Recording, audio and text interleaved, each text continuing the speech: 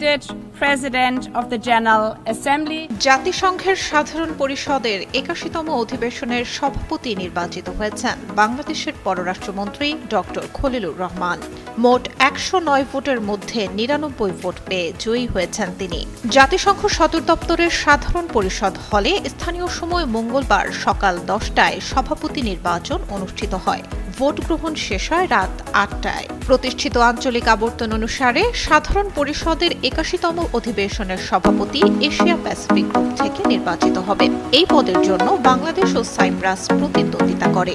বাংলাদেশ সর্বশেষ ১৯৮৬-৮৭ সালে এই মর্যাদাপূর্ণ পদটি লাভ করেছিল, যখন তৎকালীন পররাষ্ট্রমন্ত্রী হুমায়ুন রশিদ চৌধুরী ৪১তম সাধারণ পরিষদের সভাপতি নির্বাচিত হন।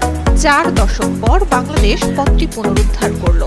২০২৬ সালের ৮ সেপ্টেম্বর জাতিসংঘ সাধারণ পরিষদের ৮১তম অধিবেশন শুরু হবে এবং ২২ সেপ্টেম্বর উচ্চ পর্যায়ের সাধারণ বিতর্ক অনুষ্ঠিত হবে।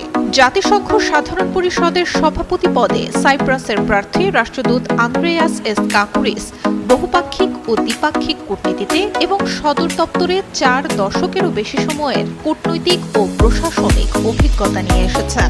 এই পদটি প্রতি বছর পরিবর্তিত হয় এবং জাতিসংঘের ৫টি আঞ্চলিক গোষ্ঠীর মধ্যে আবর্তিত হয়। গোষ্ঠীগুলো হল আফ্রিকা, এশিয়া প্যাসিফিক, পূর্ব ইউরোপ, ল্যাটিন আমেরিকা ও ক্যারিবিয়ান এবং পশ্চিম ইউরোপ ও অন্যান্য। জাতিসংঘ সাধারণ পরিষদের সদস্য রাষ্ট্রগুলো সরাসরি সভাপতি নির্বাচন করে, যেখানে প্রতিটি দেশের একটি করে ভোট থাকে। গত বছরের ২ জুন জার্মানির প্রাক্তন পররাষ্ট্রমন্ত্রী অ্যানালেনা বেয়ারবক সাধারণ পরিষদের ৮০তম অধিবেশনের সভাপতি নির্বাচিত হয়েছিলেন। এবার সম্মানজনক এই পদে বাংলাদেশ বিপুল ভোটের ব্যবধানে বিজয়ী হল।